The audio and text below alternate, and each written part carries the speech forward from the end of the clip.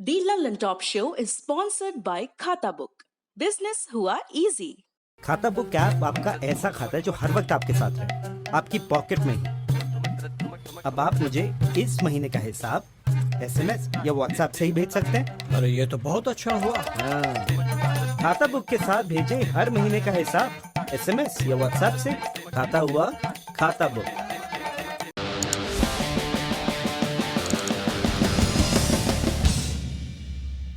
पंद्रह सवालों की सूची है। ये सवाल यूपी पुलिस से पूछे जाने चाहिए। पहला सवाल, यूपी पुलिस ने विकास दुबे की ट्रांजिट रिमांड क्यों नहीं ली? विकास दुबे उज्जैन में पकड़ा गया।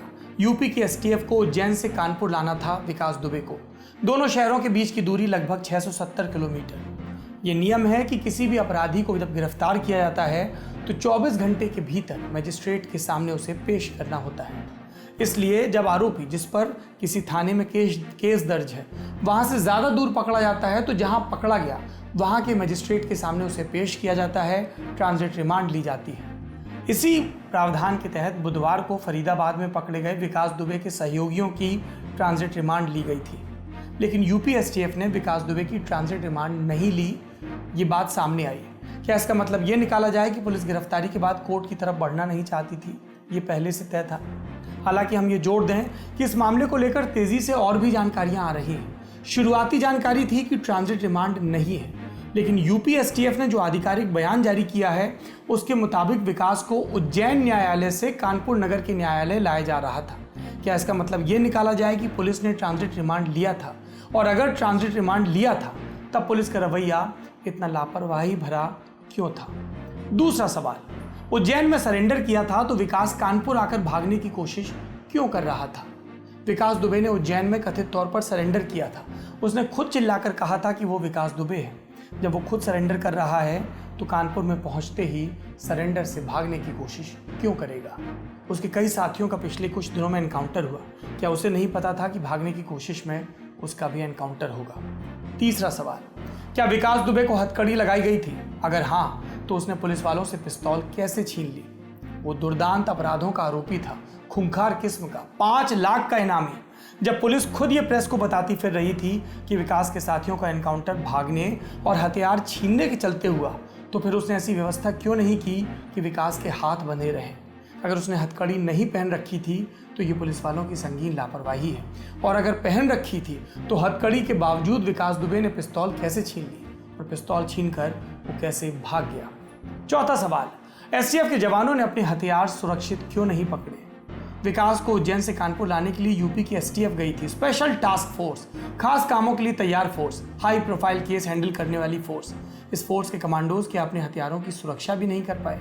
क्या एसटीएफ को इतना भी नहीं पता था कि एक हाई प्रोफाइल क्रिमिनल को लाने के क्या प्रोटोकॉल होते हैं? जबकि विकास दुबे के ही एक साथी ने पुलिस के ही मुताबिक पुलिस के हथियार छीनकर हमला किया। ये वाली खबर 2 दिन पहले खुद पुलिस ने दी थी। क्या इसके बाद भी एसटीएफ सतर्क नहीं थी? विकास दुबे मामले पर ललन टॉप ने केरल के पूर्व पुलिस महानिदेशक माने डीजीपी डॉक्टर एनसी अस्थाना से बात की। डॉक्टर अस्थाना एक सूबे में पुलिस के सबसे सीनियर अफसर रहे हैं। उन्होंने सीमा सुरक्षा बल बीएसएफ और केंद्रीय रिजर्व पुलिस बल यानी कि सीआरपीएफ में अतिरिक्त महानिदेशक के पद पर भी सेवाएं दी हैं, तो उन्हें पुलिस प्रैक्टिस और इस तरह के अपराधियों से निपटने का अच्छा खासा अनुभव है। सुनिए हथकड़ी और हथियार छीनने वाली बात पर वो क्या कहते हैं। एज फार जहाँ तक एनकाउंटर का प्रश्न है, ये इसकी सारी स्टोरी जो है एब्सोल्युटली इनक्रेडिबल है। They could have thought of something better. ये मतलब एक ऐसा झूठ है जो किसी भी तरह से पचाया नहीं जा सकता है। उसमें देखिए शुरू से उसमें लूप होल्स हैं। पहली बात ये कि 1 दर्जन गाड़ियों का काफिला चल रहा था, ये एक ही सड़क पे सब लोग चल रहे हैं, उसमें इसी की गाड़ी को उलटना था। पहली बात, the probability is very low कि उसमें यही उल्टेगी। एंड अबव ऑल, जिस गाड़ी में प्राइम एक्यूज्ड बैठा हुआ है उसके ड्राइवर को तो और भी आदेश होना चाहिए था कि ठीक से चलाना। ओके। दूसरी बात ये बोलते हैं कि ये पिस्टल छीनने की कोशिश किया। यार तुम लोग की पिस्टल कैसे छीन ली जाती? हमसे तो कभी किसी ने पिस्टल छीनने की कोशिश नहीं की। एंड अगर आपको डर है भी कि कोई पिस्टल छीन लेगा तो उसके लिए पंजाब इंसर्जेंसी के समय से आदेश है कि पिस्टल को एक लैंडयार्ड लगाकर, एक पैराकॉर्ड होती है उसको लगा के बेल्ट में लगाए रखिए ताकि कोई छीन ना सके। राइफल के लिए भी यही आदेश है। ऐसा कैसे हो सकता है? जो उसके बाद भारी गलती हुई है कि इसको हैंडकफ में क्यों नहीं रखा गया था? सुप्रीम कोर्ट के 2 आदेश हैं, प्रेम शंकर शुक्ला वर्सेस दिल्ली एडमिनिस्ट्रेशन 1980 का, जस्टिस कृष्णा अय्यर का आदेश है। उसके बाद डिवीजन बेंच का आदेश है 1995 का, citizens for democracy versus state of Assam. इसमें दोनों में कहा गया है कि अगर कोई वायलेंट या डेस्परेट बिहेवियर वाला आदमी हो तो उसको हैंडकफ लगाई जा सकती है for reasons to be recorded. उसको आपको खाली रिकॉर्ड करना है कि इसका इतिहास है, भाई ये तो 8 आदमी मार चुका है, उसके पहले भी मर्डर किया है, इसको तो हैंडकफ में रखना जरूरी है। आपने वैसा क्यों नहीं किया?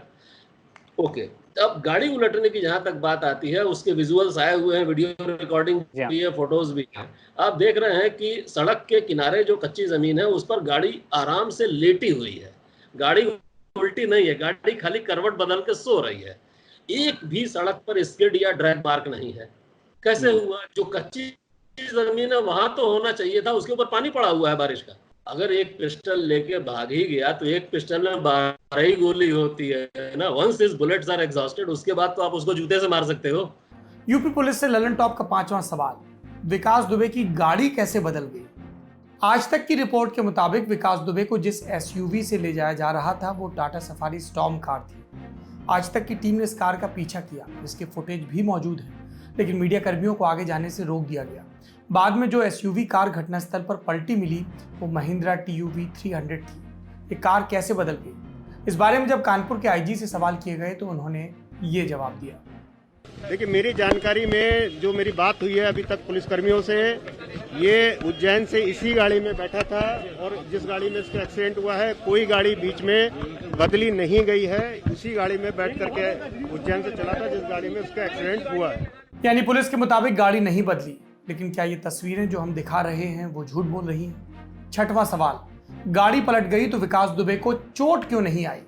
पुलिस के मुताबिक जिस TUV 300 में विकास दुबे था वो अचानक कानपुर के भौती के पास पलट गई। कार पलटी तो 4 पुलिस वालों को चोट आई, वो जख्मी हो गए, लेकिन विकास दुबे का बाल भी बांका नहीं हुआ। जख्मी जवानों से उनसे ज्यादा उम्र का, अधेड़ उम्र का विकास दुबे हथियार छीनकर भाग निकला। उसके एक पांव में रॉड पड़ी है, वो बहुत तेज नहीं चल सकता, फिर भी भाग निकला। आरंभिक जांच कहती है कि विकास के शरीर पर गोलियों के निशान के अलावा दूसरे जख्म नहीं है, तो कैसे भाग निकला? 7वां सवाल, सीधी सड़क पर कार पलट कैसे गई? कार के पलटने की ये तस्वीरें देखिए।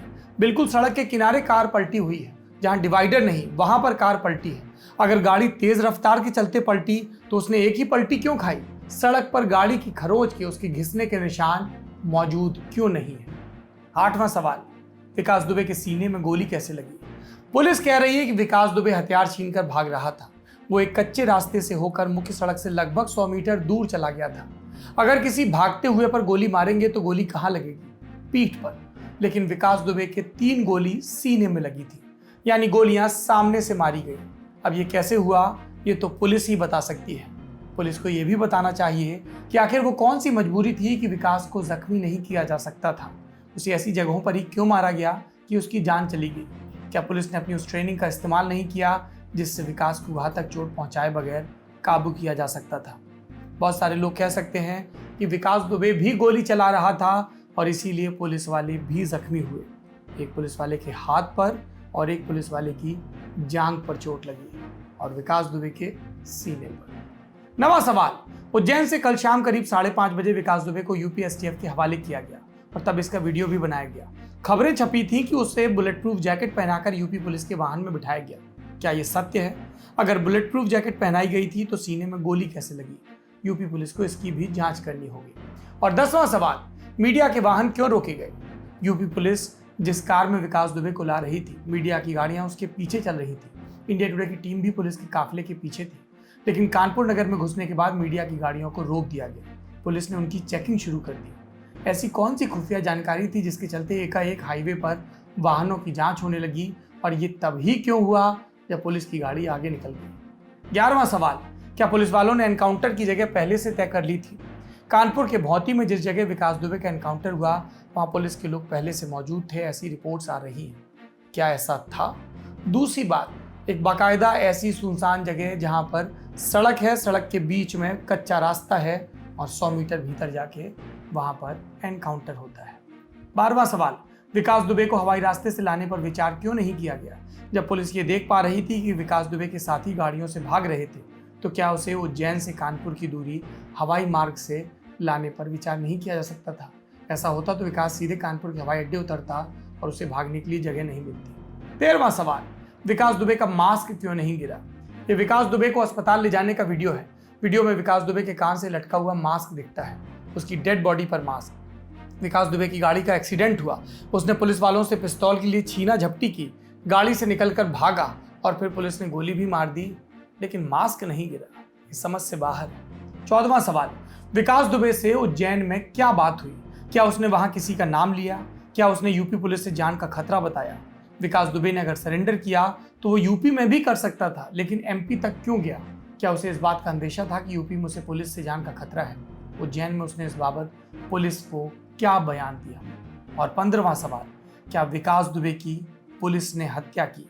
अगर 14 सवालों का पुलिस संतुष्टिजनक जवाब नहीं दे सकती तो ये क्यों ना मान लिया जाए कि पुलिस ने विकास दुबे की हत्या की? ये एनकाउंटर नहीं, हत्या थी, ये क्यों ना माना जाए? कानून व्यवस्था का जिस तरह से माहौल बनाया गया है वो इतना भी आसान नहीं। सुनिए लल्लन टॉप से यूपी के पूर्व डीजीपी विभूति नारायण राय ने क्या कहा। मैंने बहुत सारे मामलों में देखा जिसमें भुगतना पड़ा। उसमें अनफॉर्चुनेट ये है कि ये फैसला कोई किसी उसमें सबसे सीनियर अफसर कौन रहा होगा, जिस ग्रुप में एक इंस्पेक्टर रहा होगा, तो वो उसके ऊपर के अफसर जो एसएसपी हैं, डीआईजी हैं, आईजी हैं, डीजी हैं, मुख्यमंत्री तक ये बात जाएगी, ये इन लोगों को सजा मिलती है। और ये हो ही नहीं सकता कि ये स्टेज मैनेज हो। अगर ये एनकाउंटर तो वो सीनियर मोस्ट लेवल से इसकी क्लियरेंस ना मिली हो, ये हो ही नहीं सकता। अगर ये सचमुच एक्सीडेंट हुआ था और वो एनकाउंटर, तब तो समझ में आता है कि भाई जो ऑफिसर वहाँ पर ग्राउंड पे जो सबसे सीनियर होगा वही फैसला करेगा। वो तो शिकायत नहीं कर सकता है कि अगर उसकी राइफल छीन के कोई बर्दाश्त भाग रहा है तो उसको भी अधिकार है कि वो उसको मारे। लेकिन अगर स्टेज मैनेज है ये एनकाउंटर, तो ये तो हाईएस्ट लेवल से तय हुआ होगा। राय की बात पर तसल्ली से सोचिएगा। सब जानते थे, सबको अंदेशा था, तब भी विकास दुबे का एनकाउंटर हो गया। आखिर वो ऐसा क्या जानता था जिसे जनता के सामने नहीं लाया जा सकता था? क्या जो लोग उसे प्रश्रय दे रहे थे वो उससे उकता गए थे? क्या पुलिस और राजनीति में विकास से जुड़े लोगों को इस बात का डर था कि विकास उनका नाम ले लेगा? ये कुछ सवाल हैं जिनके जवाब सबसे अच्छी तरह से विकास ही दे सकता है, लेकिन अब ये संभव नहीं। संभव है एक निष्पक्ष जांच, जिससे हमारे सिस्टम की बची कुची इलाज को सहेजा जा सके। आप में से कई लोग सोच रहे होंगे अपराधियों के साथ ऐसा ही व्यवहार किया जाना चाहिए। मैं आपकी इस बात से सहमत हूँ कि अपराधियों को बख्शा नहीं जाना चाहिए, लेकिन अपराधियों को सज़ा देने का एक तंत्र है। अगर पुलिस के इस कथित सिंघमनुमा एक्ट पर आप यूं ही तालियां पीटते रहेंगे तो जितने भी फर्जी एनकाउंटर हैं या वो सारी शिकायतें जो आप में से कई लोग करते हैं कि पुलिस वाले हमारी सुन नहीं रहे या पुलिस वालों ने ज़बरदस्ती हमारे साथ ऐसा कर दिया या ऐसा नहीं किया, उन सारी शिकायतों को बेमानी करार दिया जाएगा, क्योंकि आपने अपनी सारी आस्था पुलिस के उन सारे कामों में लगा दी जो रूल बुक से बाहर है। पुलिस में और गुंडे में एक फ़र्क होता है। पुलिस कई बार ऑफेंसिव कार्रवाइयाँ करती है, करनी भी चाहिए अगर दुरुस्त हों। पुलिस के जवान शहीद हुए, उनकी शहादत को प्रणाम है और उनको न्याय मिले, इसके लिए ये बहुत ज़रूरी था कि विकास दुबे से सबसे पहले सख्त पूछताछ की जाती, ताकि कई रसूखदार लोग भी नपते। वो होता पूरा न्याय। अब देखते हैं न्याय किस गली में आगे बढ़ता है और किस मुहाने पर जाकर ठिठकता है। लोकप्रियतावादी स्टैंड लेना आसान है, लेकिन देश और सिस्टम समझदारी से बनता है, सिर्फ कोरी भावुकता से नहीं।